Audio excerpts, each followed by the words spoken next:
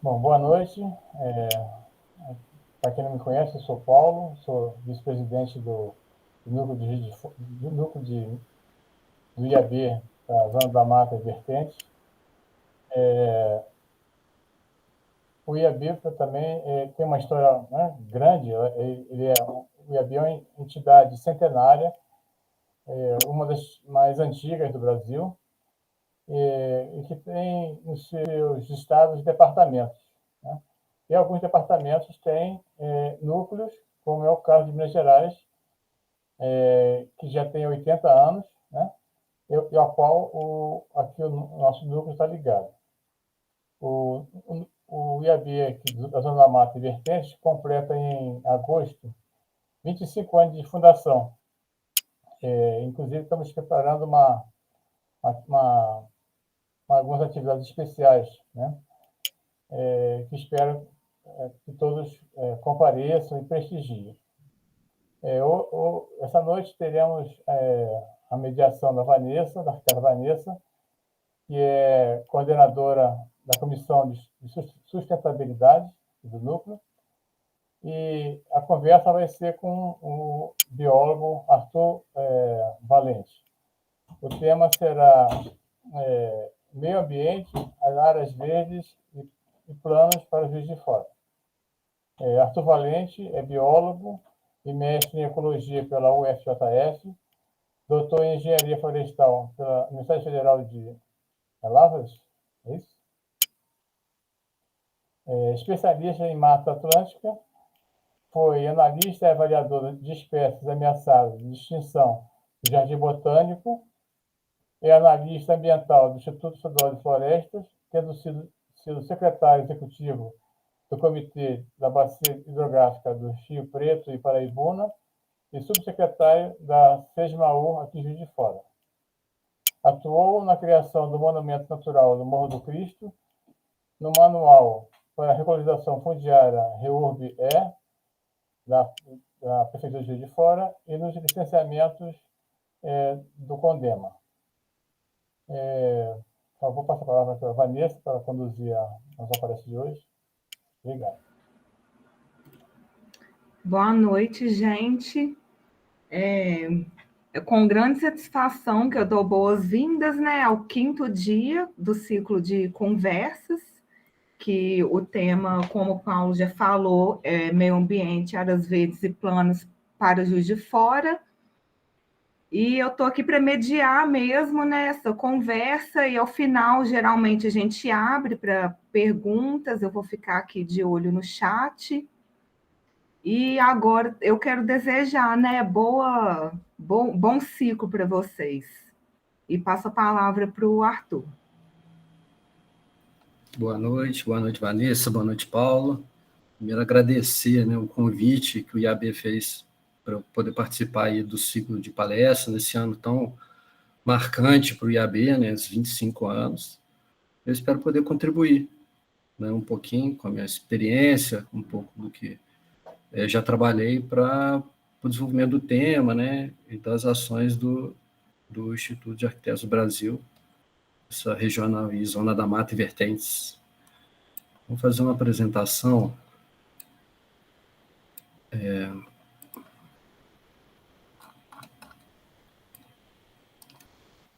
Não é essa, não.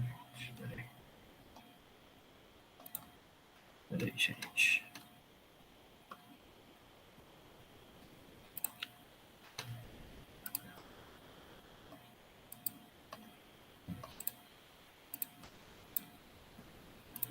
Agora não apareceu.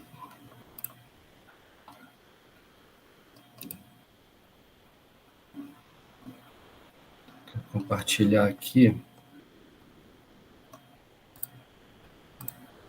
Só que não acho.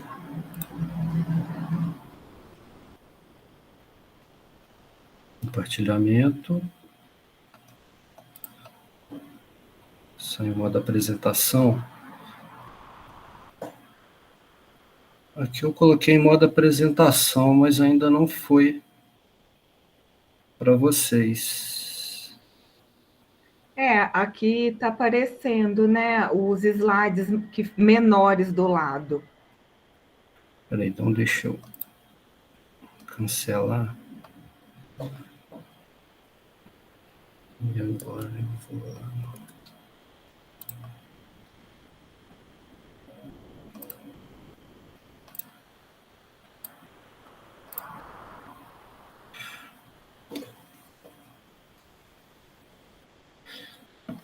Beleza, né? Então, pessoal, boa noite. Então, vamos fazer uma palestra aí sobre planejamento municipal das áreas verdes. Eu considero um tema muito importante aí, né, da demanda da sociedade pensando cada vez mais em cidades mais sustentáveis, as pessoas querem mais acesso, né? Um pouco só para falar dessa minha experiência, né, como estou chegando aqui numa audiência nova para mim, né, junto dos arquitetos, então é importante eu falar, eu sou analista ambiental do Instituto Estadual de Florestas, né, minha ocupação atual, e já trabalhei, tive cedido, né, 1 ano e meio na prefeitura de Juiz de Fora, né, 2021, um pouquinho de 22, né, até agosto de 2022, e logo depois de ter concluído o doutorado, lá em 2011, eu concluí o doutorado também participando como professor substituto na Universidade Federal de Juiz de Fora, no Departamento de Botânica, na época até da criação do Jardim Botânico, e aí, concluindo o doutorado, eu fui para o Jardim Botânico do Rio de Janeiro, onde eu pude participar de um projeto muito bacana, muito impactante, né, nacionalmente, que é o Livro Vermelho da Flora do Brasil, onde que a gente criou um sistema, né? O livro ele é só aquelas espécies ameaçadas, mas a gente fez e está contínuo o processo de avaliação de toda a flora do Brasil, né? Então isso tem impacto direto aí na conservação das espécies e também, né, por tabela, impacta processo de licenciamento, né, pedidos de intervenção ambiental.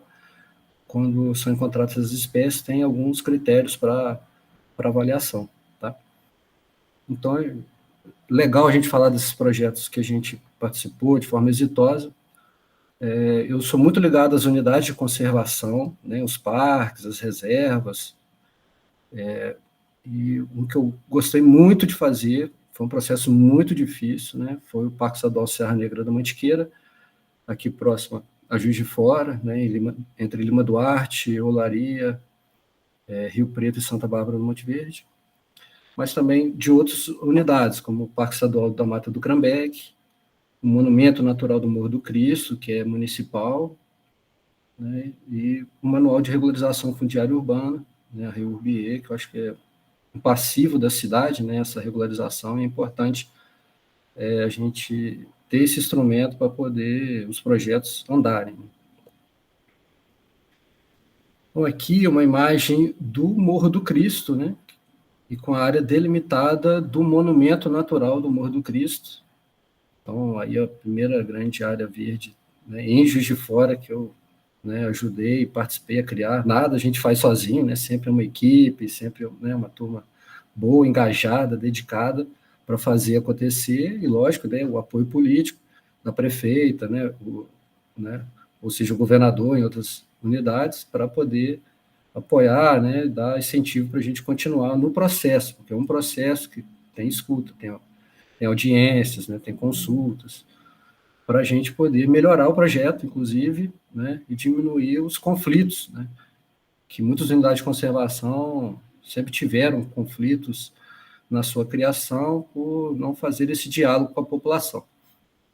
Então, aí nós temos um monumento natural do Morro do Cristo, que já era uma área tombada, né, pela Funalfa, então nós incorporamos essa área tombada e acrescentamos áreas verdes, já florestas, né?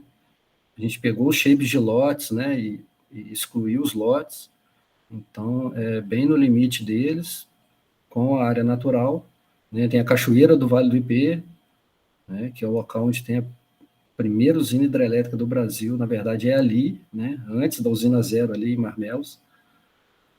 Então, É uma unidade muito importante, tenho certeza que ao longo dos anos aí, até a implementação, a estruturação, né, está em andamento, a sociedade vai ter mais benefício dessa criação.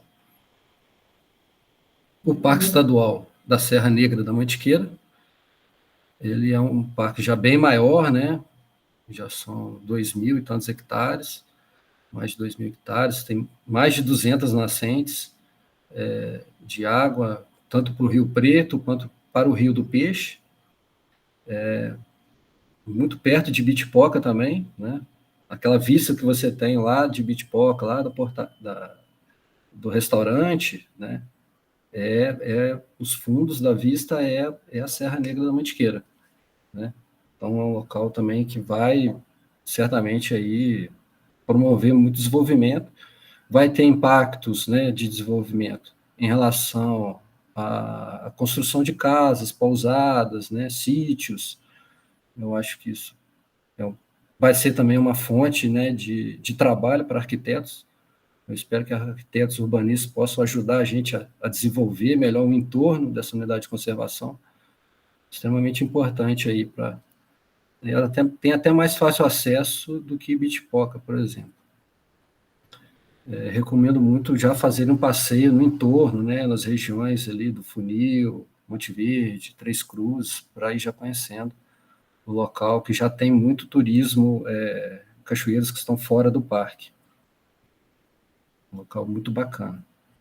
Bom, aqui eu preciso começar, porque né, a questão ambiental no Brasil começa tudo com a Constituição Federal, a gente sempre cita o artigo 225, né, que é o direito da população, né, ter esse meio ambiente ecologicamente equilibrado, né, de bem de uso comum do povo, essencial à sadia qualidade de vida, né, impõe ao poder público e à coletividade, não só ao poder público, mas a todos, né, o dever de defendê-lo, né, preservá-lo. Então, e não só para agora, mas para as futuras gerações.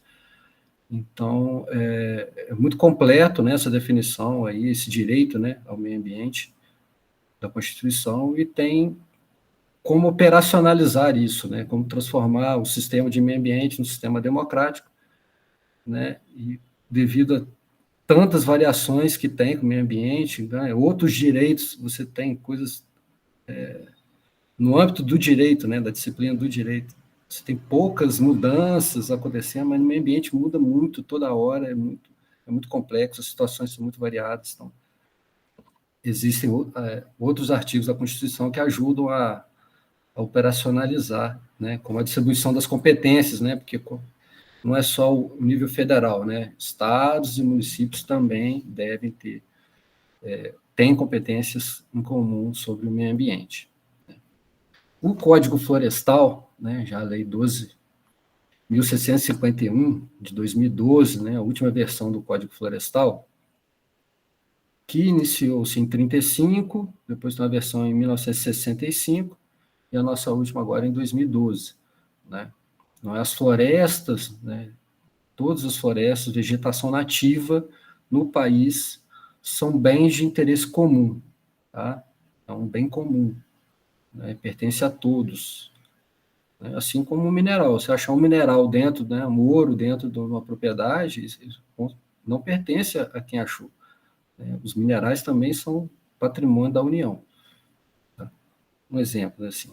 Aí na foto aí é no Jardim Botânico, estou destacando aí a quantidade de palmeiras jussaras, né? Planta bem símbolo da Mata Atlântica. Um espaço verde também de fora maravilhoso, né? E aí sempre pensando em Mata Atlântica, né? Pensar nesse futuro que a gente quer. A gente vê tantas notícias ruins, né, sobre meio ambiente, mas a gente tem que reverter isso, né? A gente tem que pensar qual é o estado atual, né? Ter um diagnóstico para planejar no futuro, né? E o futuro que a gente quer, né? O futuro que a gente quer para os nossos filhos, né? Então, aí a gente vem também fazendo perguntas, né? Aí a região aí da Mata do Crambeque, onde hoje virou um parque estadual, era originalmente uma área de proteção ambiental, né? Uma APA, mas não tem características de APA, né? Nem na lei que criou deu objetivos de APA, né? Deu objetivos de proteção integral, então a gente conseguiu fazer essa criação do parque, que está em fase de implementação também. Nessa pergunta, a gente pode também incluir outros atores, né? Qual a importância de áreas verdes para crianças nas áreas urbanas, ou para pessoas com pouca mobilidade, né? Então, são perguntas interessantes, até você chegar assim, eu quero ir para um parque bem inóspito, né? Vamos dizer, Bitpoca é inóspito, bem raiz, né? Vamos dizer. Mas até eu chegar lá, como que eu, ainda criança, adolescente, vou fazer nesse nível? Vou treinar, né? Nos espaços urbanos, né? As crianças treinam nas áreas livres, nos parques, nas praças, né, da cidade. E isso vai interagindo, isso vai tornando, vamos dizer, seu nível de dificuldade para você enfrentar uma longa caminhada, né, longo tempo sem estrutura, né, para poder se aventurar mais, né, vamos dizer assim. E esse contato é extremamente importante, né, com a natureza, né. A gente vai até falar um pouco mais sobre isso. E buscando a sustentabilidade, eu sempre gosto de falar isso, que a gente mostrar essa figura, ainda que simples, mas a gente sempre conversa, né, sobre esses pilares do desenvolvimento sustentável, no sentido do desenvolvimento, né, o pilar social, o pilar econômico e o pilar da conservação. Mas a gente fala um pouco da interação entre esses três pilares, né? Então, por exemplo, entre a preservação ambiental e o desenvolvimento econômico, você tem uma ecoeficiência, onde, por exemplo, arquitetos podem desenvolver uma forma mais eficiente, né, dos espaços urbanos, ou o design, né? Imagino que a disciplina de arquitetura tem já vários termos para isso, não vou conseguir aqui, né, saber reprisar, mas eu acredito que até a questão da funcionalidade, né, das coisas que são projetadas, criadas, elas também são pensadas para ter multifunções, né, para otimizar o recurso, materiais recicláveis, tudo, né?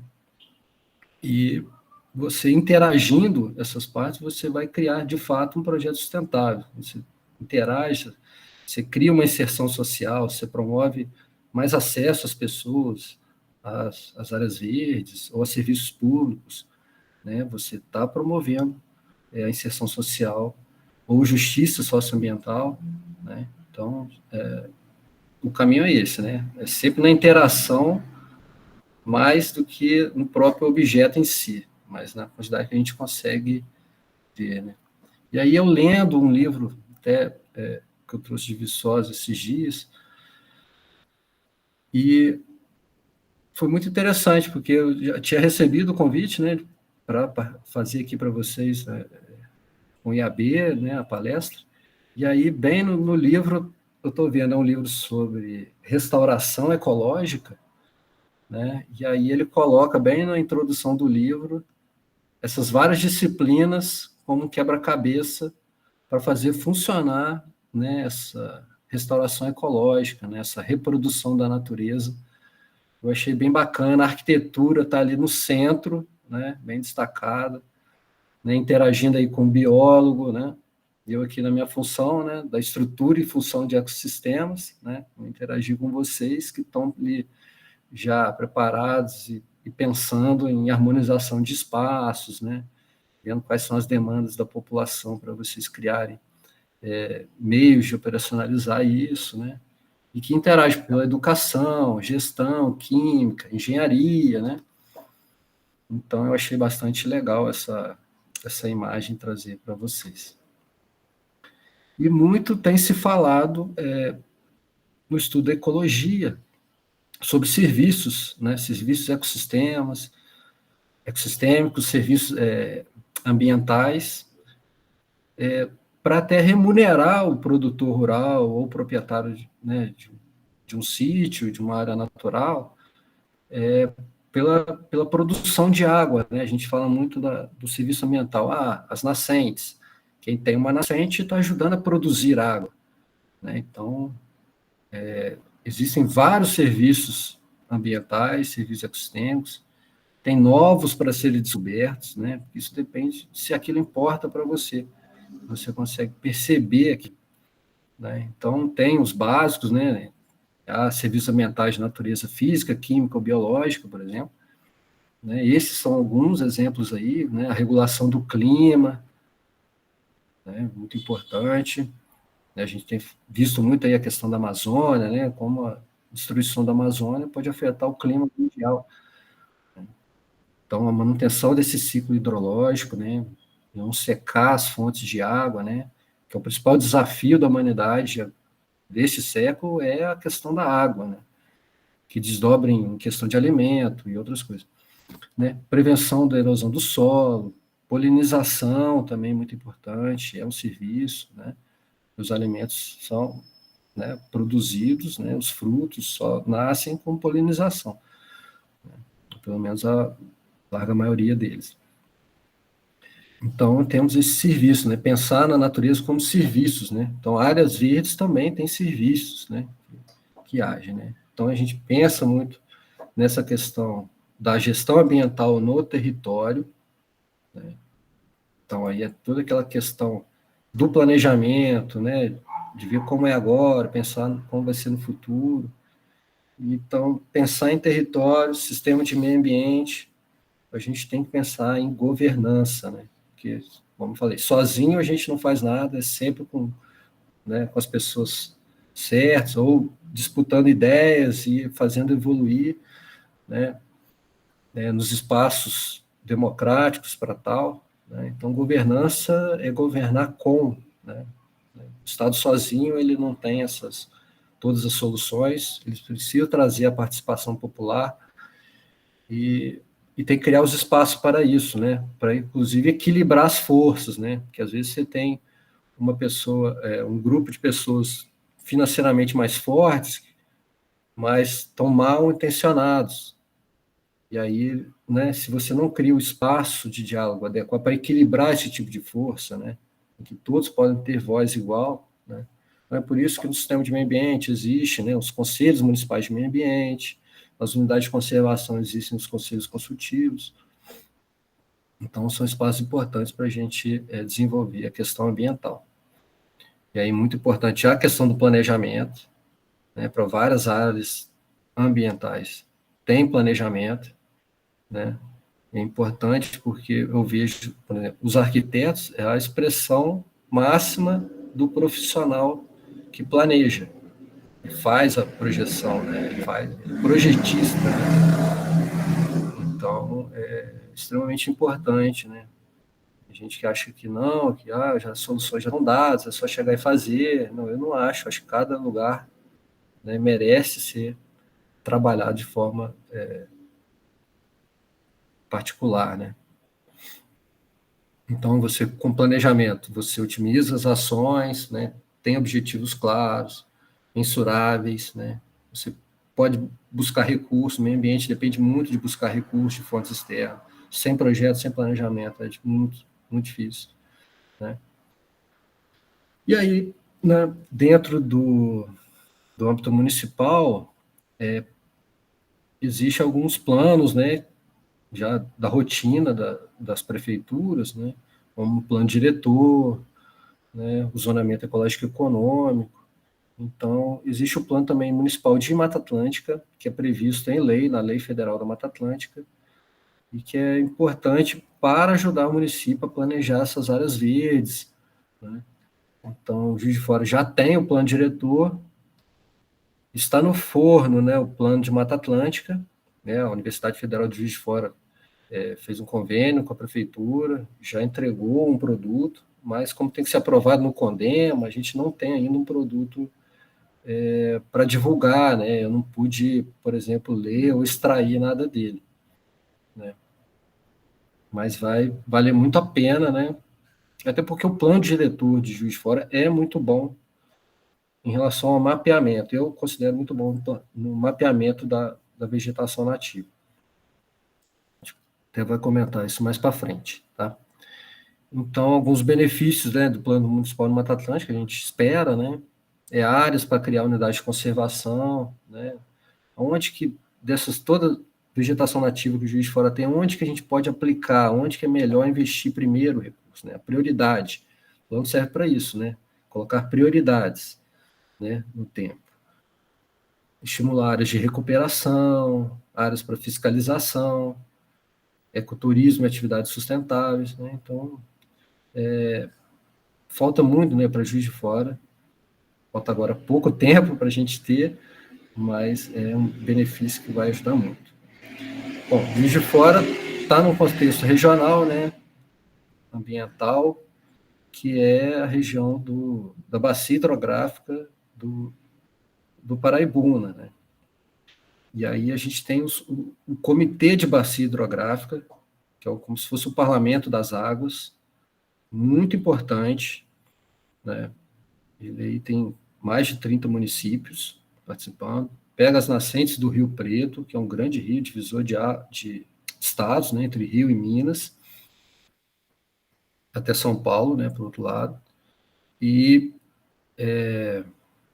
tem o Rio Paraibuna, que a gente considera até como o maior rio da bacia, né, e na verdade nem é, né, até a discussão que há dentro do comitê, olha que curioso, pessoal, o maior rio é o Rio do Peixe, principal rio é o Rio do Peixe. Ele nem consta no nome próprio do comitê. Olha que curioso.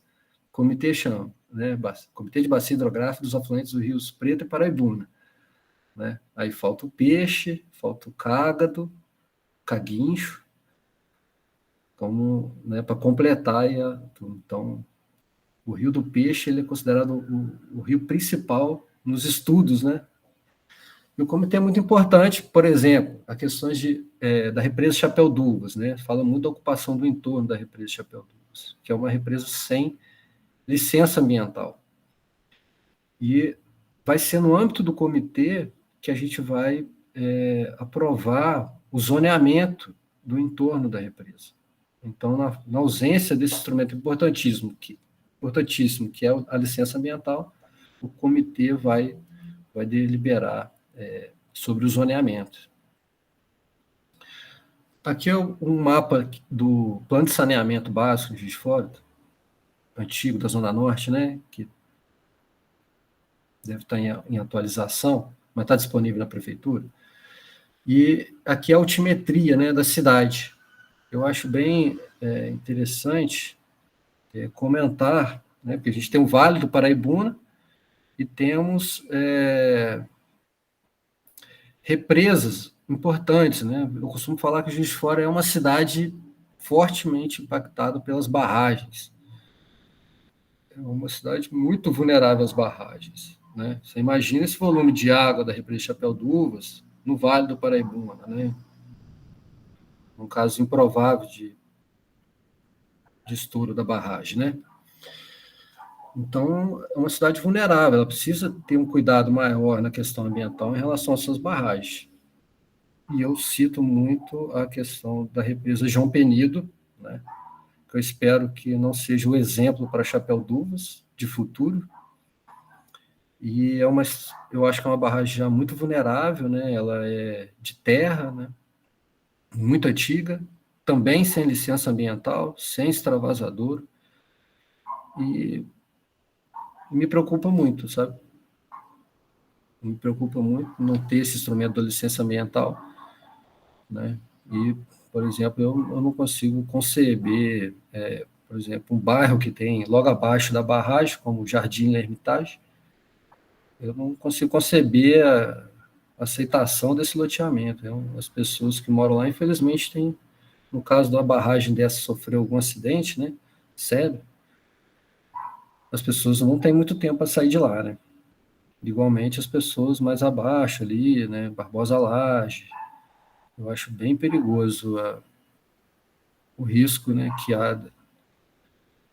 Mas já tem 80 anos, nunca nada aconteceu, né? Então, a gente espera que continue assim, que esse tempo que a natureza está dando é para a gente correr atrás, fazer licença ambiental, fazer os extravasador, criar mais segurança para todos ali, né? É extremamente importante. E é um diálogo que ninguém fala na cidade, né? Isso aí, os estudos existem, né? As áreas onde podem ser afetadas são conhecidas, as pessoas conhecem, as pessoas, né? Não mais importante, mas pessoas, né? Os políticos sabem, né? Então, mas não está no debate público, né? enfim, vamos seguir. Bom, Mata Atlântica, sabe a lei federal, e ela prevê, assim, lá no... De fora que tem um plano diretor antigo, antes da lei da Mata Atlântica, né? Que a lei da Mata Atlântica é 2006. A porcentagem de 30% de um futuro loteamento, né? Parcelamento de solo, ele tem que ser mantido como área de preservação. Mas, na prática, isso tende a ser mais do que 30% a área que vai remanescer do loteamento, tá? A gente vai falar isso um pouquinho mais para frente.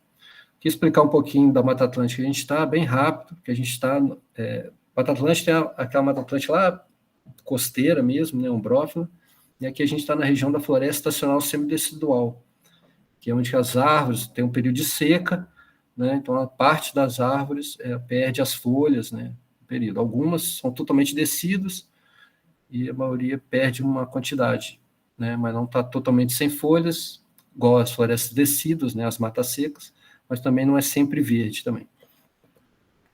Aqui um pouco do que acontece, a sucessão, né, da floresta, né, ela não é uma coisa só, né, ela é feita de manchas, né, algumas manchas mais maduras, outras manchas mais jovens, outras que já estão senescendo, então existe uma dinâmica, né, dinâmica inclusive de entrada de novas espécies, saída de espécies, né, morte delas.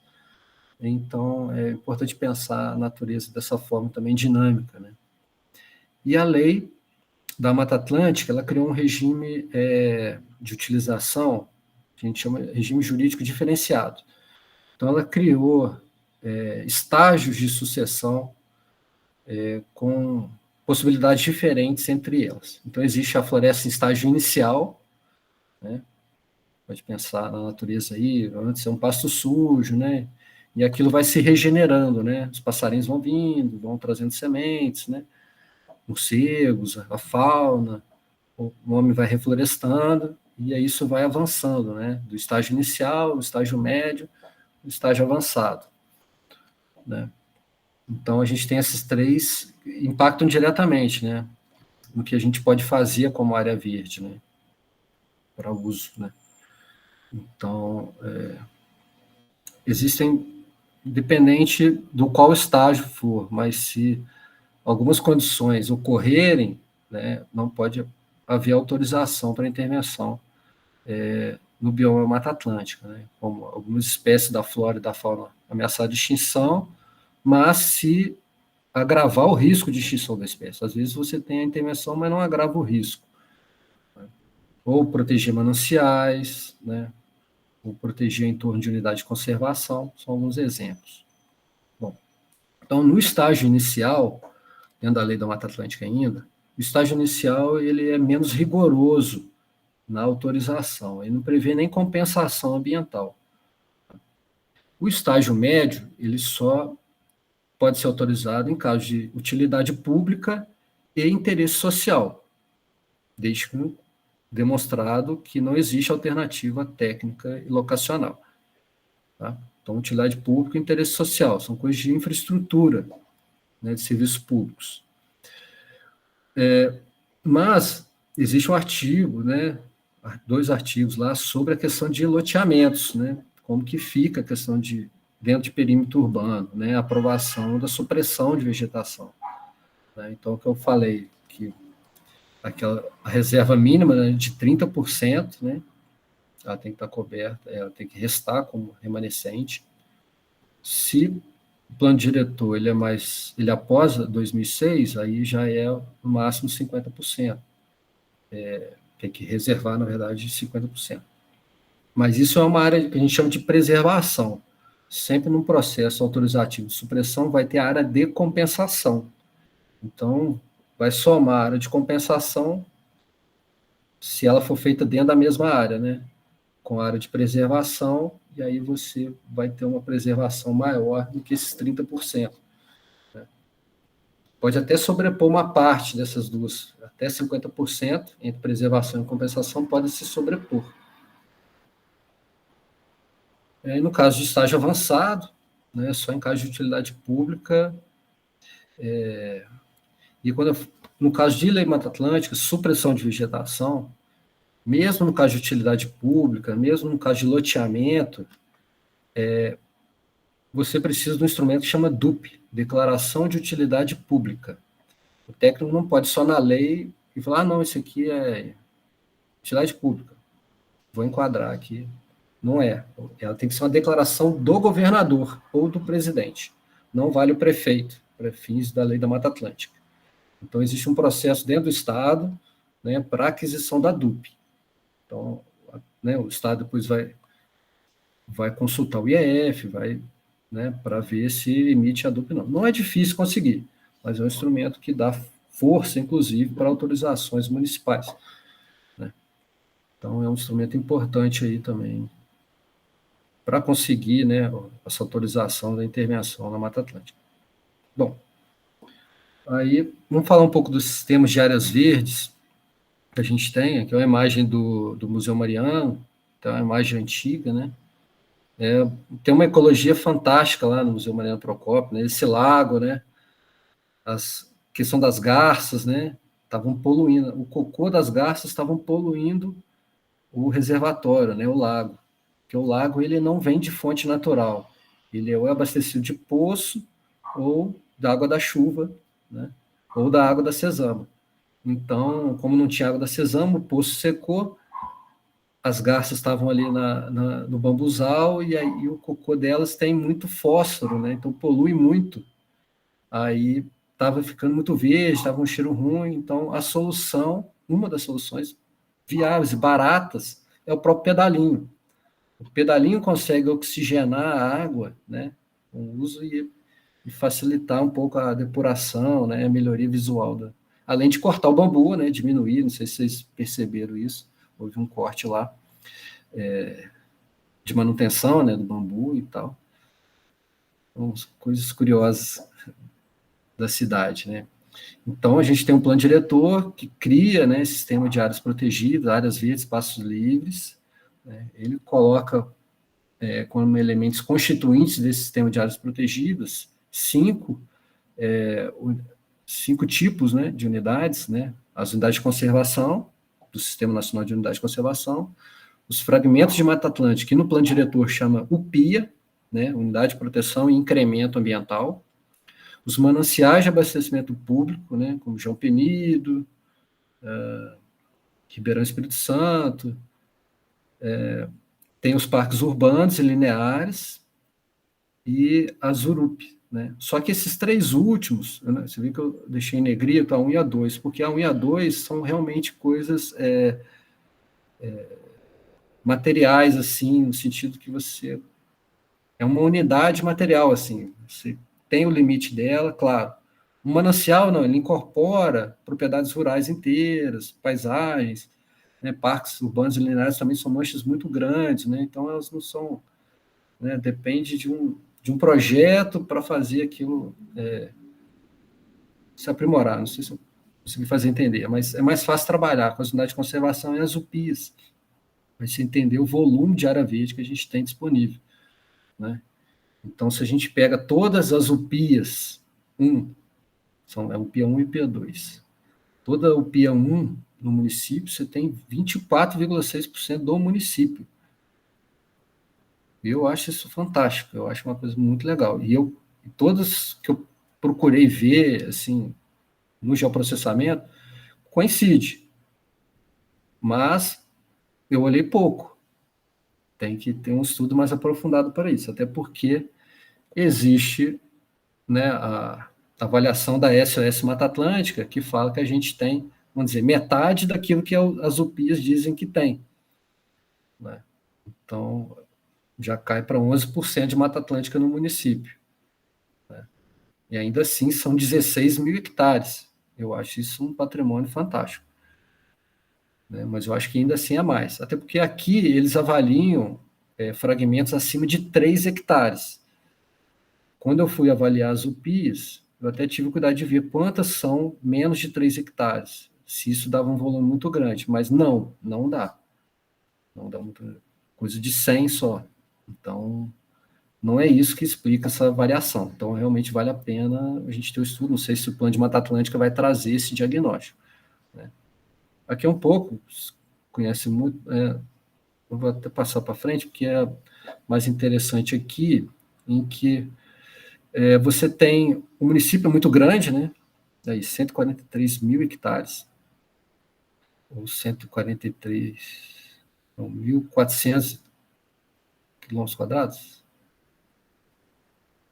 Bom, vamos lá. Você tem metade do município, um pouquinho mais da metade, ele é área urbana ou de expansão urbana. Só que dessa área de urbana, ou de urbanização específica, melhor dizendo, em só metade dessa área há zoneamento. E a falta do zoneamento é muito ruim para o município, né? Então, a área onde tem zoneamento para fazer parcelamento de solo é só essa área em rosa, né? Que está aí na imagem. E aí a gente vem para parcelamentos irregulares, né? Que são alvo da REURB, né? Da Regularização Fundiária Urbana. Então, esses pontos, essas manchas em laranja, significam loteamentos irregulares, né? Dentro da área passível de urbanização, né? Então, e aqui é onde acontece, é nesses casos que acontece desmatamento ilegal, né? Não há planejamento, né? São esses que causam os problemas aí, né? A gente pode ir atrás e direcionar as ações. Aí você tem um mapa com mais elementos ambientais, você tem o PIA 1, o PIA 2, unidade de conservação, tudo que isso pode interferir na área passível de urbanização, né? Os mananciais. Aí, quando você inclui tudo, né, vamos dizer assim, de interesse ambiental, com esses parcelamentos irregulares, né, a gente tem, por exemplo, as áreas que estão disponíveis para uma urbanização planejada, né, já reduz bastante na cidade, né, que são essas áreas em rosa aí, sem nenhuma interferência de outra mancha, né. Então, né, o desafio é grande, né? E aí eu tive a curiosidade de pegar e comparar com as reservas legais, porque a gente tem, o IEF tem disponível o cadastro ambiental rural, né? O cadastro ambiental rural, todas as propriedades rurais têm o dever de fazer esse cadastro, né? E georreferenciar a sua propriedade. Então, a gente tem, isso aí dos dados públicos, tá? Eu peguei todas as reservas legais e procurei fazer uma extração só para dentro da área urbanizável. O que são essas reservas legais é que futuramente vão virar áreas verdes dos futuros bairros, dos futuros loteamentos, né? Então, existe um patrimônio bacana, são 8.000, quase 8.400 hectares de florestas, hoje como reserva legal, passivo de virar área verde de loteamento, né? Então, esse universo aí que vai sair alguma área verde já florestada, né? É importante eu falar de áreas de preservação permanente, né? Que toda a margem de curso d'água, né? Ela tem uma faixa de proteção, é uma área de uso restrito, né? Tem regras também para autorização ambiental. Então, normalmente, os córregos mais simples, né, menos de 10 metros, cada lado tem 30 metros para ser preservado, né? No entorno de nascente, é um raio de 50 metros, né? E à medida que o rio aumenta, o rio Paraibuna já tem mais de 10 metros, a área de preservação permanente dele é 50 metros para cada lado. Lagoas também tem suas faixas marginais de proteção, né? Em zona urbana fica em 30, né? Encostas também íngremes, acima de 45% de graus de inclinação, também são tidas como de preservação permanente, tá? Ou topos de morro, embora na prática é pouco aplicado, tá? Pelo órgão ambiental, não é qualquer morro, né? Realmente e é difícil mensurar, realmente é uma parte que não, vamos dizer, não pegou, né, do Código Florestal, mas ela é prevista.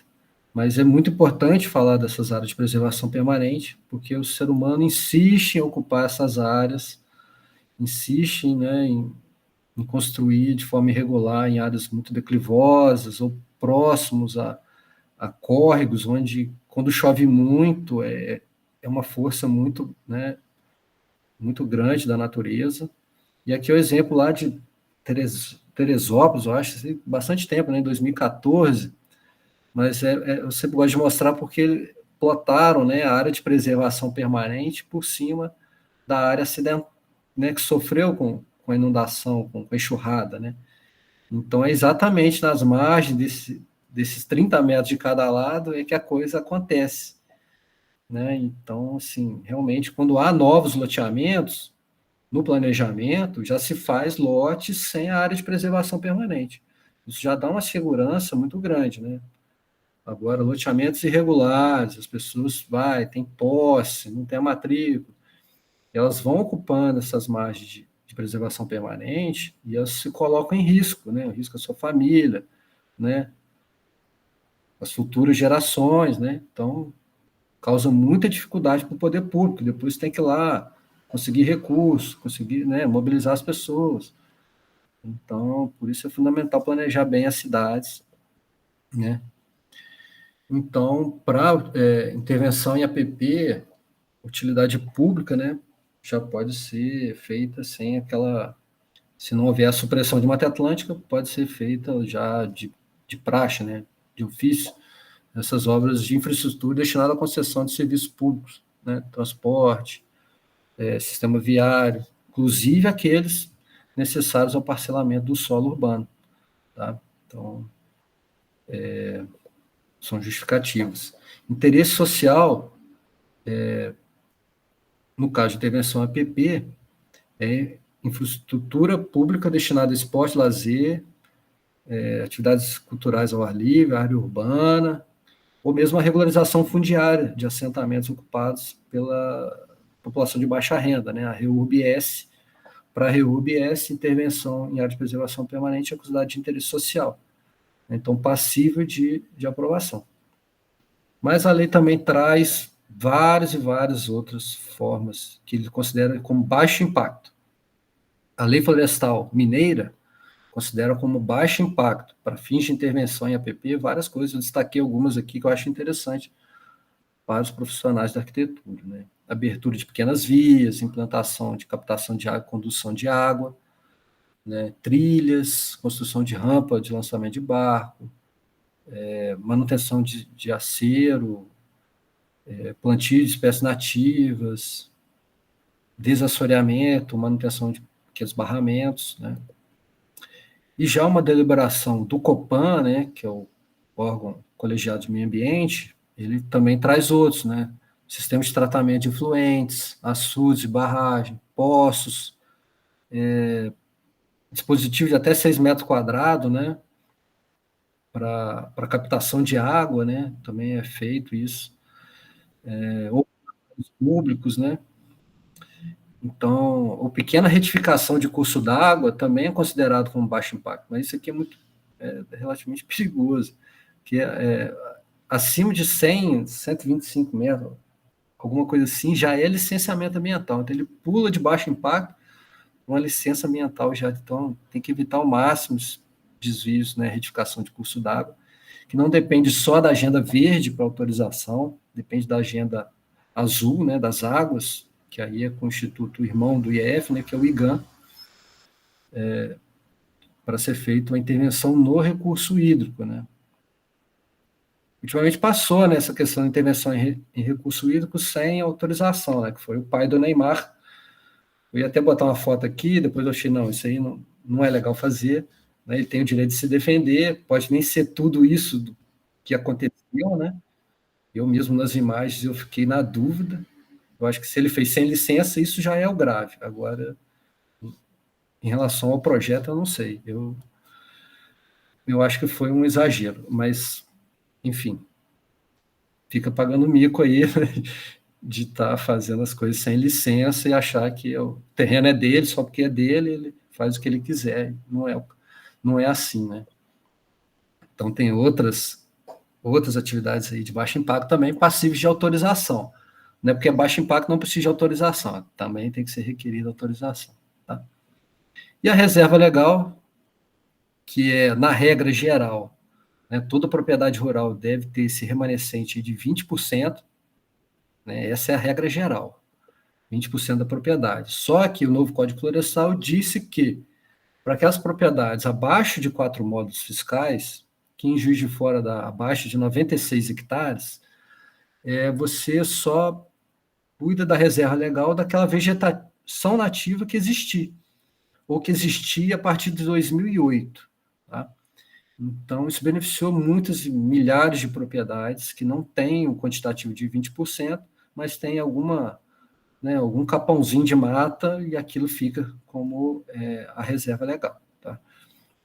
Então, há esses dispositivos na lei. E a inserção do imóvel rural dentro do perímetro urbano, ele não desobriga o proprietário da reserva legal. Por isso que a gente viu aqueles tantos de reservas legais cadastradas em área urbana em Juiz de Fora. Mas ela só vai ser extinta quando o parcelamento do solo for registrado no município e na matrícula do imóvel. Tá? Não basta estar dentro do perímetro. Tá? Então, fica como reserva legal, criou-se o parcelamento, aquilo automaticamente é transformado em área verde urbana. Aí o município tem a gerência para fazer alterações se for necessário. Mas os objetivos da área verde são praticamente os mesmos da reserva legal. É daí que vai vir, né, da reserva legal, que vai vir possivelmente a área verde urbana. Então, você tem, do lado esquerdo aqui, a definição de área verde urbana pela Lei Florestal Mineira e a Florestal Nacional. Do lado direito, a resolução CONAMA 369, que trouxe a primeira definição normativa de área verde, só que em 2006, né, mesmo ano da Lei da Mata Atlântica. Mas ela trouxe só uma definição para domínio público. Tá? O Código Florestal já trouxe uma definição para espaços públicos ou privados. Tá? Tem que estar de acordo aí com o plano diretor, o zoneamento urbano, tem propósitos múltiplos, né? Para recreação, lazer, melhoria da qualidade ambiental urbana, mas não para moradia. Tá? Então, é sempre para uso comum da população. Né? E aí compete à prefeitura, que tem vários mecanismos à mão para poder exercer esse direito de fazer áreas verdes, né? Seja ela no licenciamento urbano de algum loteamento, né? Ou quando ela mesma quer fazer área verde, né? Projeto dela, ela pode adquirir os remanescentes florestais, pode transformar as reservas legais em áreas verdes, estabelecer exigência, né? Os limites para empreendimentos, qual vai ser a quantidade de área verde, né, que vai ter no loteamento. E no plano diretor, né, alguns mecanismos, como operação urbana consorciada, transferência do direito de construir, outorga onerosa do direito de construir, e institutos tributários. Nada disso está em desuso, isso é comum na prefeitura, inclusive para outras áreas, tá? E também servem para os espaços livres. Tá? E os objetivos das áreas verdes são, né, muito compatíveis aí com a reserva legal, que é proteger biodiversidade, recuperação da Mata Atlântica, das APPs, a qualificação do espaço urbano, né? Então, tem objetivos aí, ampliar a oferta de áreas verdes públicas, né? Pessoas não deveriam, né, andar muito das suas casas até uma área verde, né? E os projetos de área verde em APP, elas foram dadas aí por aquela resolução do CONAMA, em 2006, tá? Até hoje ainda é válida, né? A gente não encontra muitos exemplos, assim, manuais, né? Então, eu trouxe aqui o que a resolução pede, né, que na aprovação do órgão ambiental, né, exista um projeto técnico, né, que contemple a recuperação de áreas degradadas em APP, uma mínima impermeabilização da superfície, uma adequada drenagem, uma recarga das nascentes adequada, né? E a impermeabilização, ela, em APP, ela tem que estar limitada ali de 5% a 15%, tá? A impermeabilização ali, nos trechos de caminhada, por exemplo, de alguma infraestrutura, tá?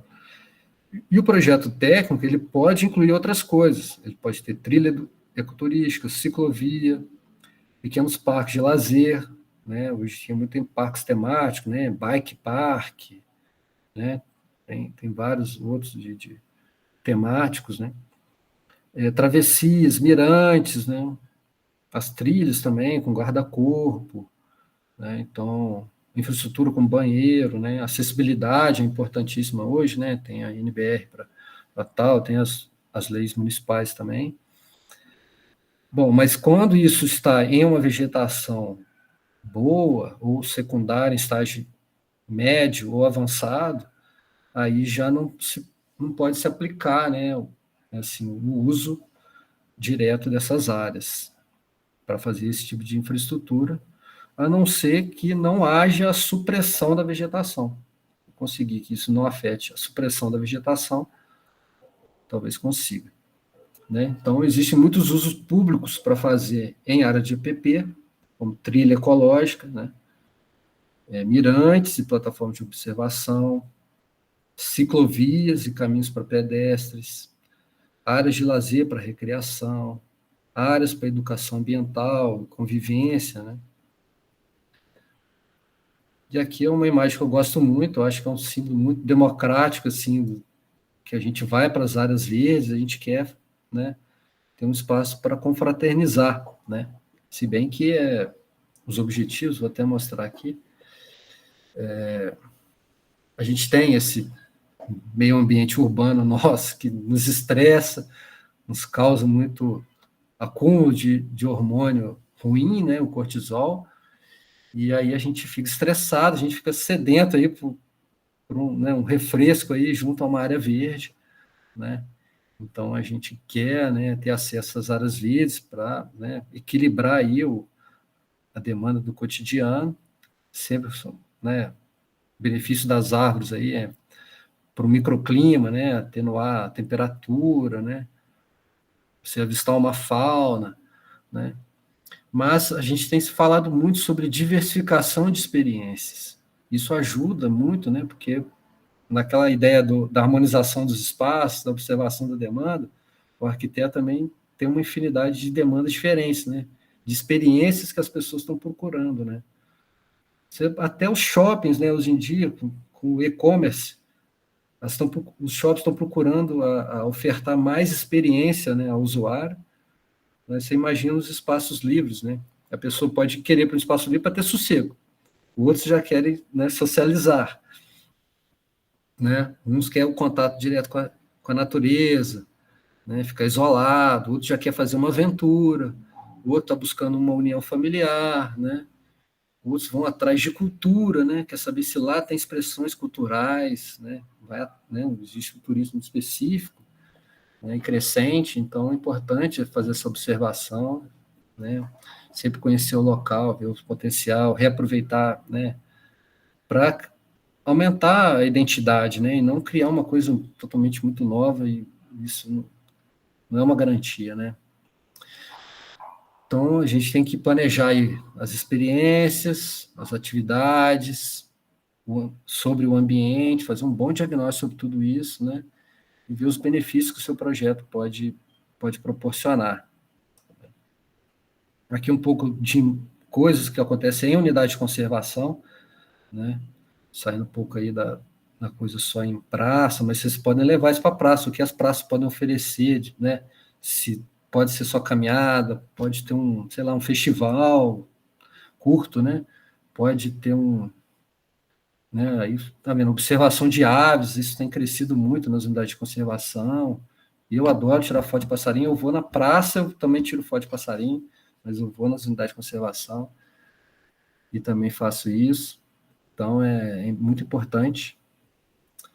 Aqui eu vou falar um pouco da regularização ambiental. Hoje mesmo eu vi um vídeo e resolvi botar essa imagem para vocês, que tem a ver lá no Rio, né? Esse esqueleto aí de um hotel, parece que eles estão reativando a construção, então tiveram que pegar novas licenças ambientais na prefeitura lá do Rio, e parece que vão dar andamento, parece que conseguiram, né? Certamente o projeto urbanístico também vai ser modificado. Então, né, nem tudo está perdido, né? Parece perdido, mas não está. E a importância de haver um planejamento, né? Então, a gente comentou essas normas aqui. Hoje, Juiz de Fora, por meio de um convênio, né, com o Estado, praticamente faz todas as licenças ambientais.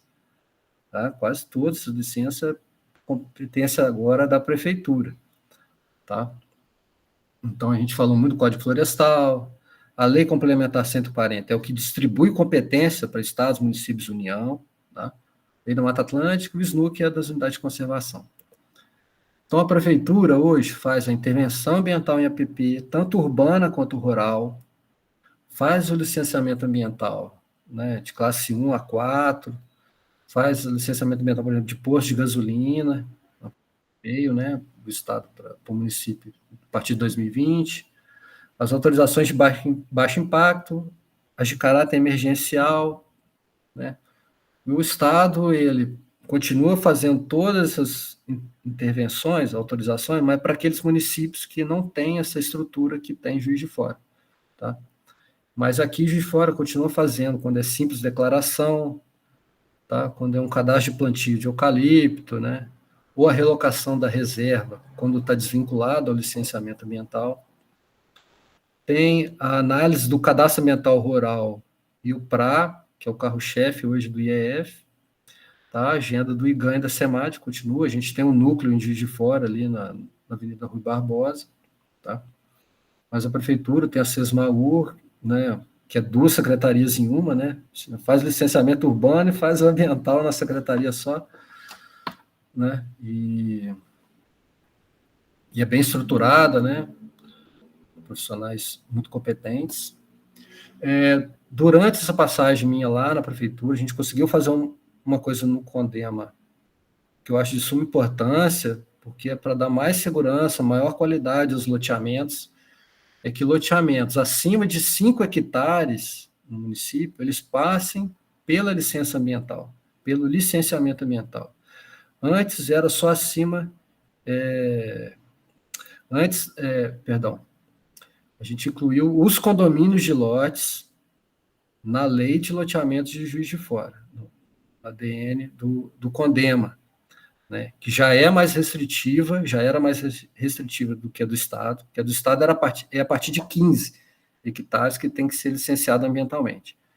No município era a partir de 5, só que muitos empreendedores começaram a fugir desse licenciamento e só propunham condomínios de lotes. Então, a gente incorporou também a figura dos condomínios de lotes, né, para serem licenciados ambientalmente. Então, eu acho que é um ganho a mais também na cidade, no planejamento, né?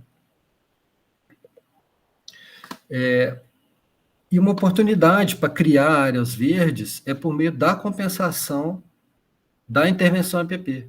Você consegue autorização para fazer uma passagem de estrada na APP, e a área que você deve compensar, ela pode ser feita na forma de implantação ou revitalização de uma área verde urbana, tá? Então, isso é do decreto estadual, é da resolução CONAMA, previsto na resolução CONAMA lá em 2006, veio finalmente para o decreto estadual em 2019, e a prefeitura, lá, deliberação do CONDEMA, em 2022, nós aprovamos lá a inclusão desse projeto de revitalização ou implantação de uma área verde urbana como forma de compensação, né? Então, é mais um elemento que antes só se pagava, né, para a prefeitura, uma compensação pecúnia, que não é prevista na resolução CONAMA, em nenhuma outra legislação, e aí a gente trouxe mais essa possibilidade, né, de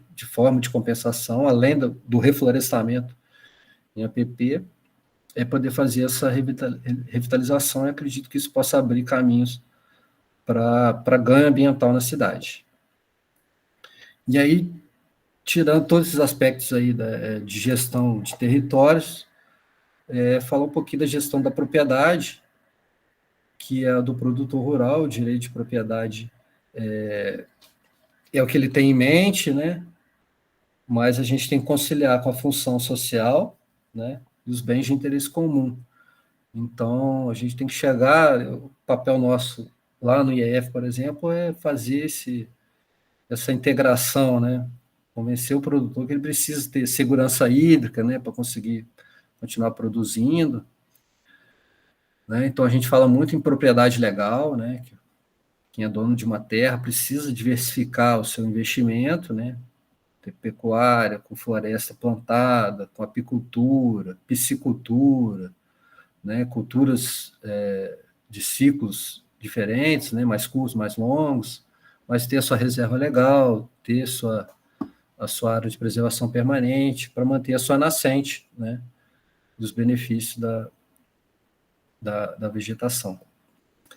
E aí, a gente faz isso por meio do cadastro ambiental rural, onde a gente tem que incentivar sempre a manter o seu cadastro na central do proprietário, ativa, né, que a gente está começando a analisar. A gente passou por muitos anos só cadastro, agora a gente está na fase de análise, né? Existe um módulo de análise online, né? Hoje mesmo eu fiz um lá de Mariana, nas margens do Rio Doce.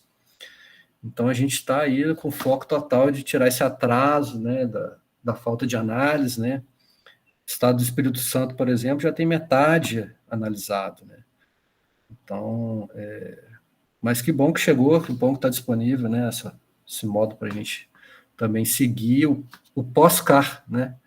Aí, quando a pessoa faz o CAR, nossa, eu tenho uma coisa para recuperar, não sei fazer um plano de recuperação, né? Então, existe até simulador para você, né, simular o que você precisa recuperar e usar isso para fazer a adesão ao programa de regularização ambiental. Porque ao aderir ao programa de regularização ambiental, que é o PRA, em vez de você reflorestar 30 metros da APP, você tem um benefício, a depender do tamanho da sua propriedade, a ter que só se comprometer a reflorestar 5, 8, 15 ou 20 metros. Tá? Então, existe um benefício aí para o produtor, né? Ao aderir ao programa de regularização. E ao fazer isso também ele suspende as multas, que porventura seja devido ou que já foram aplicadas para ele. Tá? Então, para hoje, que é um programa de regularização ambiental previsto no Código de 2012, né? Ele você viu, isso age no Brasil inteiro, gente. Então, cria uma demanda para reflorestamento enorme. Então, de fato, o maior programa de reflorestamento do mundo. Assim. Então, a gente tem que fazer ele acontecer. E ele vai promover conservação de recursos naturais, segurança hídrica, alimentar, vai gerar renda, vai proteger a biodiversidade, melhorar o clima, segurança jurídica para a propriedade, né, para ele adquirir crédito, né, maior financiamento, crédito agrícola. Então, que bom que está disponível isso para a gente poder trabalhar. E a gente tem feito muitos dias de campo, né, na Zona da Mata, com o programa Conexão Mata Atlântica, eu não abordei aqui, mas a gente faz muito, assim, formas de fazer a água ficar mais tempo no terreno, né? Essa rugosidade no terreno precisa ser feita para, né, os solos já estão tão compactados pelo pisoteio de gado, né, e tudo, queimada. Então, a gente tem que promover para justamente ser a recarga das nascentes, né? A nascente é a torneira, né? A área de recarga ela é mais acima, né? Isso funciona, isso traz muitos benefícios, né? A gente já viu muita propriedade não ter água, voltar a ter, né? Então, isso é dinâmico, né? E a gente tem que favorecer. E, só para não deixar de citar também, já estou no finalzinho, tá? Falar um pouco das unidades de conservação, porque eu acho que tem espaço, né? Muito para arquiteto, muito, muito, muito. Aí o nosso Bitpoca, né? Que fez 50 anos, dia 4 de julho, né? Uma felicidade. Lá no finalzinho que você está vendo de serra, lá no final, Serra Negra da Mantiqueira, é um parque que a gente ajudou a criar. Então, é um patrimônio nosso, né? É uma extensão de Juiz de Fora para muitos. Quem não conhece, vá conhecer, né? Mas eu vejo nas unidades de conservação um bom espaço para arquitetos também, sabe? Projetos, né? Então, olha só, infraestrutura e acessibilidade, a gente precisa muito nas unidades. Centros de visitantes, né, de interpretação, de acordo com o bioma, com a fauna local. O tratamento paisagístico, né, mínimo, né, é bom ter, sim, né, utilizar as plantas nativas, né, para, às vezes, ajudar no caminho, né, dos carros, né, e tal, ou das trilhas. Áreas de descanso, né, e lazer, proteção de patrimônio natural e cultural que tem também nas unidades, espaço para educação, sensibilização, né? Então, eu vejo muito espaço, principalmente planos de manejo. Olha, alguns exemplos de parques que a gente tem, ó. Parque da Mata do Limoeiro, eu esqueci o município agora, mas ó, ele é uma escola agrícola que foi doada, né, para o IEF. Olha, é fantástico, né? Lá dentro, o gerente faz várias, cada sala ele faz exposições com maquetes, é muito interessante, vale muito a pena conhecer. Parque Estadual Mata do Limoeiro, fica perto da Serra do Cipó, tá? O Parque Estadual do Rio Doce, que é o nosso maior remanescente de Mata Atlântica, o primeiro parque de Minas. Olha como ele tem uma arquitetura legal, né? Interessante ali, a escadaria para a vista do mirante, né?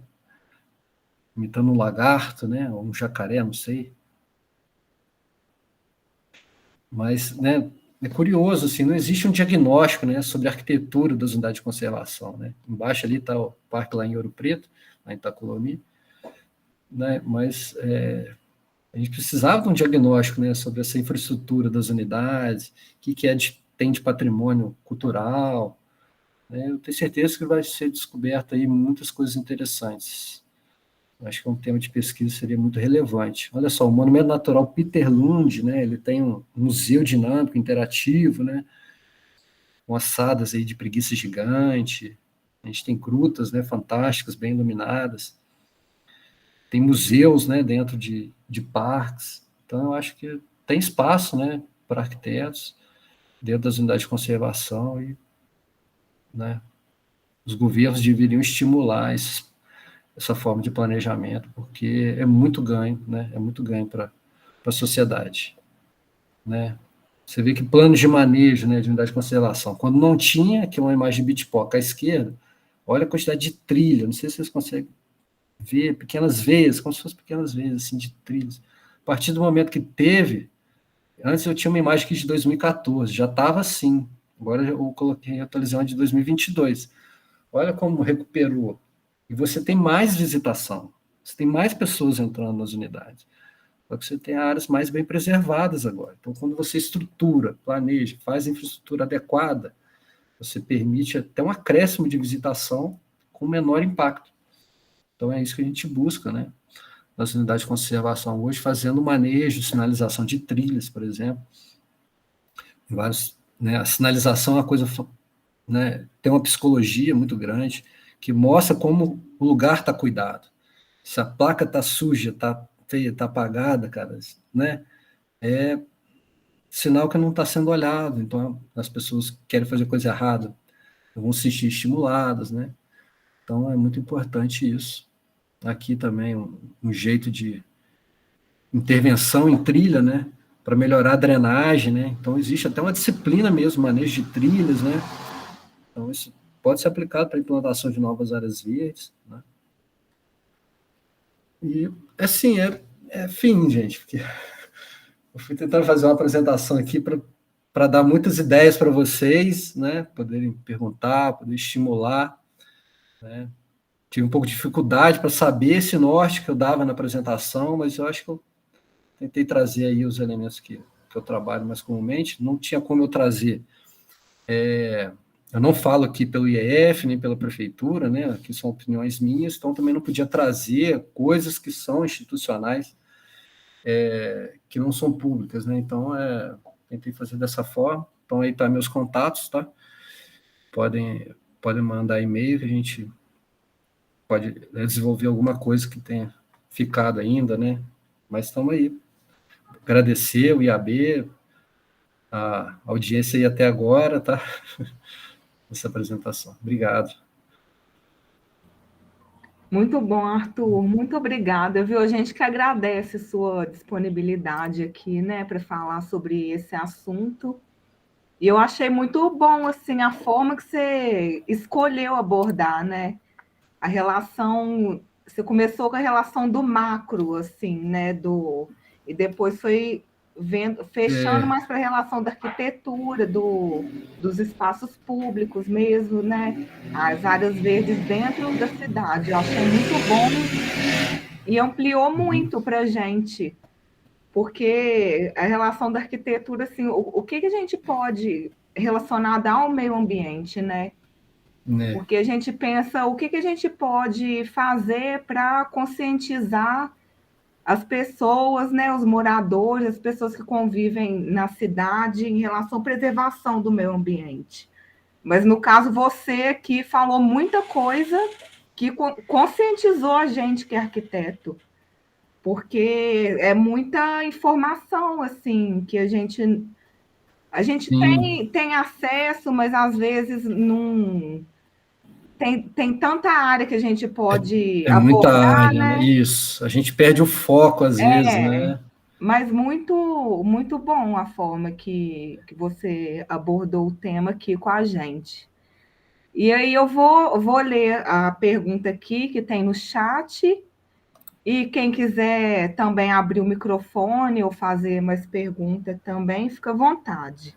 À vontade, por favor. E aqui eu vou ler a pergunta do Henrique Coque primeiro e depois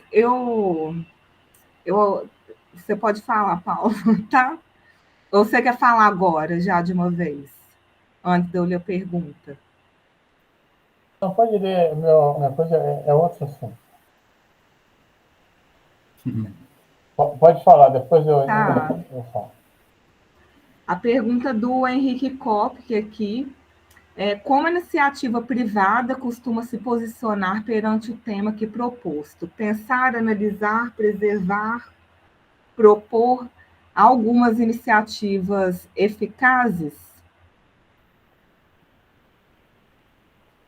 Aí eu não sei se Tá. tem algum contexto específico da fala, né, da sua apresentação.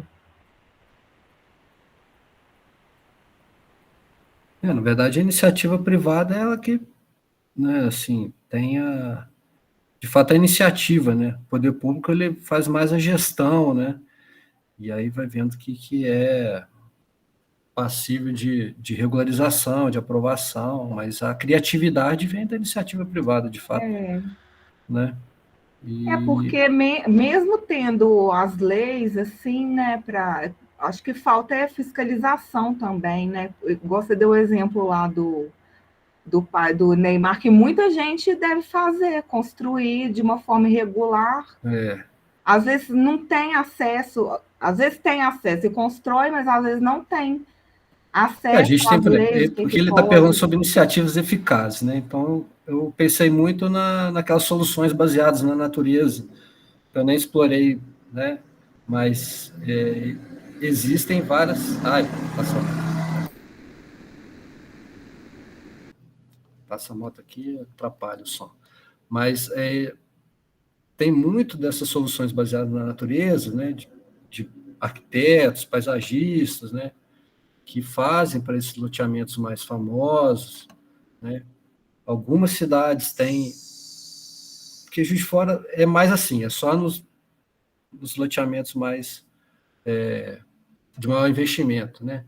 Mas você já tem no estado do Rio de Janeiro, por exemplo, já um cadastro, o poder público lá, o IEF de lá, que é o INEA, ele já tem um cadastro das iniciativas de solução baseada na natureza.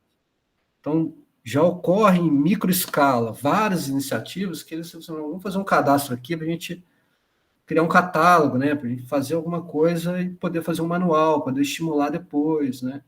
Então, iniciativa eficaz tem, né?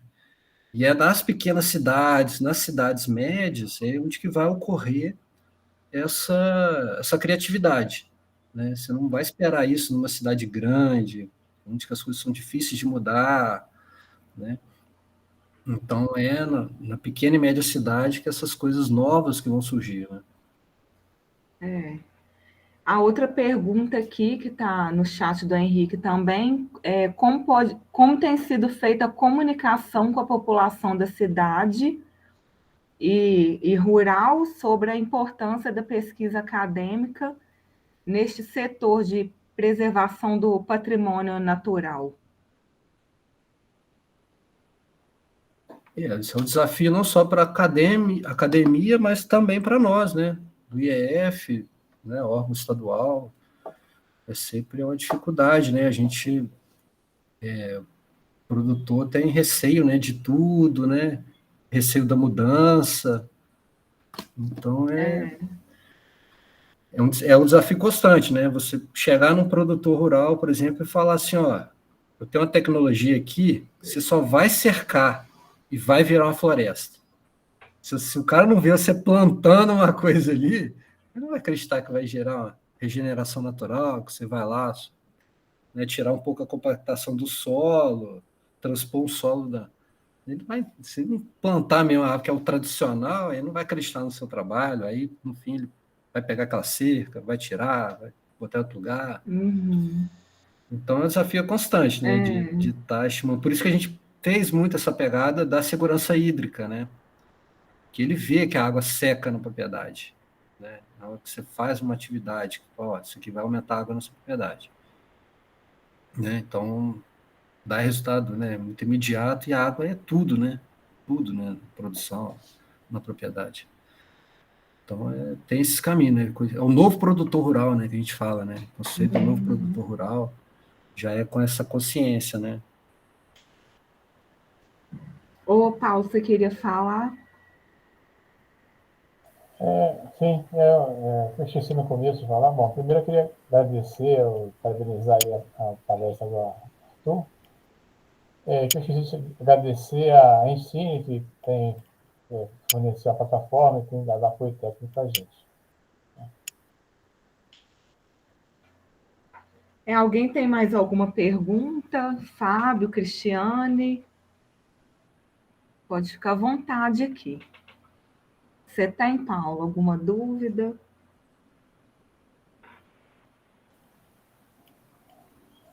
Eu tenho várias dúvidas, eu não sei como colocar aqui. Pois aproveita aí, ué. Eu acho que a gente tem que estar sempre assim, motivado, né?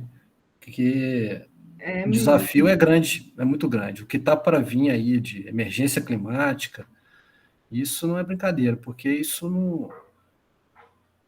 vai acontecer, já está contratado, né? O que a gente vai fazer é mitigar, né? Se adaptar, né? Para ver se consegue reverter, mas o certo é que vai acontecer. Então, né? Vai ter mais inundação nas cidades? Vai ter mais seca, período de seca? Vai ter mais quente, mais frio? Os extremos vão cada vez mais. Ainda mais que o Juiz de Fora, acontece tudo ao mesmo tempo, né? As 4 estações no mesmo dia, né? Várias áreas alagadas, inundadas. Você vê a questão das barragens que eu citei. Então, a gente não pode desistir. E eu, eu, eu até, não sei se vocês sabem, mas eu fui até candidato em 2020. Eu vi o Brasil tanto por água abaixo, né? As pessoas brigando, a coisa horrível. Eu falei, cara, eu conheço um pouco de política, e política não é isso. Eu falei, cara, eu vou ter que sair da minha área, ir lá para a política para trabalhar um pouquinho. Aí, por sorte, também, nesse caminho aí, reverteu, né? Conseguimos ter um sopro de esperança aí, né? Uma esperança, né? Não é garantir que vai, né? É uma esperança. E aí me permitiu, assim, sair um pouco disso. Ah, não, essa missão eu não precisava ter. Mas eu continuo com a missão, porque a missão não era só para... A questão é que o Brasil estava indo, além da mudança climática, a questão, né, social, política também. Então, agora eu foco de novo na questão ambiental. Então, eu vou fazendo aquilo que eu sei fazer melhor, que eu, né, aprendi a fazer, né, estudando em universidade, escola pública. a devolver, né? A gente tem filho, a gente quer uma situação melhor, né? Então, a gente não pode desistir, tem que pegar o que você sabe, cada um sabe aí, tem uma área, aquilo ali faz diferença, né? E usar os meios que tem, temos que aprender meios novos, não tem jeito, né? Tem tecnologia nova aí que a gente não aprendeu na faculdade, precisamos aprender, não dá para desistir, né? E assim, é assim que a gente vai. Ter valido a pena, né? Ter uma profissão, exercê-la, né? No meio desse... E é muito importante você vir aqui falar para nós, arquitetos, que a maioria do público aqui que está assistindo, que vai assistir ainda essa conversa, né? É muito importante você passar os seus conhecimentos para a gente, né? Porque, igual você falou, né? Já vem acontecendo essa mudança climática, que começou desde quando o ser humano começou a ocupar a Terra, né? Assim, em relação ao surgimento da cidade.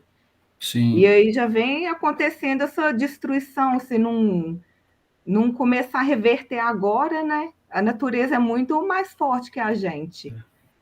E a natureza tem capacidade de regeneração, por isso que eu acredito. Aquele início de pandemia que fechou muita coisa, a gente via notícia, golfinho apareceu na Baía de Guanabara, né?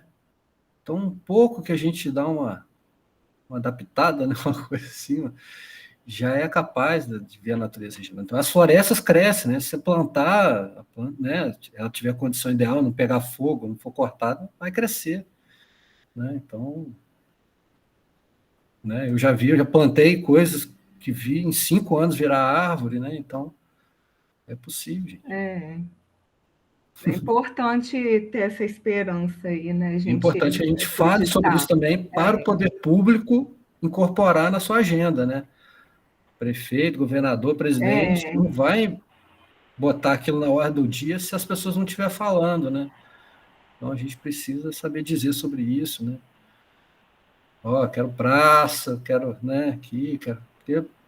Eu tive na prefeitura, a prefeitura não tem arquiteto paisagista, não, sabe? Isso não era uma carreira lá dentro, não tem alguém que faça isso. São pessoas boas que se dispõem, mas não é da obrigação dela. Então, tem uma área específica para isso, então... Melhorou bastante, né, Bruno? O manejo arbóreo na cidade melhorou muito, né? A quantidade de parques, né? A prefeita mesmo tem... Isso as aqui em Juiz unidades, de o Fora Sesc Pousada, né, abrindo para o público, né? Muito bacana. É na linha que tem que ser, né? Dar mais acesso às pessoas. Isso é ecologia também, né? Dar mais acesso às pessoas. Porque não pode ser uma natureza, a natureza está boa, mas é para quem? Quem pode ir lá? Quem pode ter acesso? Quem pode ver? Tem que ser para todo mundo, né? Então, isso também é fazer ecologia, né? Eu cheguei a anotar algumas informações aqui. Você falou das áreas verdes da cidade. Eu achei legal uma informação que você deu. Deixa eu achar aqui. Você falou sobre as reservas legais, né? Que elas podem ser as futuras áreas verdes da cidade. E que já tem esse mapeamento, né? E eu não sabia que já tinha esse mapeamento, onde a gente pode ter acesso a ele. O mapeamento das reservas legais é pelo cadastro ambiental rural, né? Ele tem uma consulta pública, né? Que você consegue baixar os shapes de todas, né? Você não tem informação que são sigilosas, tipo o nome da pessoa, né? Você não tem, mas você espacialmente já consegue ter uma unidade de estudo, né? Como reserva legal, APP, limite de imóvel.